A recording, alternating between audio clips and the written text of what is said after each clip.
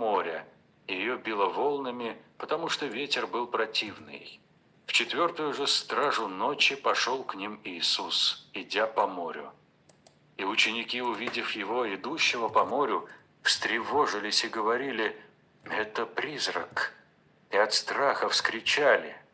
Но Иисус тотчас заговорил с ними и сказал: «Ободритесь, это я, не бойтесь». Петр сказал ему в ответ: «Господи, если это ты, повели мне прийти к тебе по воде». Он же сказал: «Иди».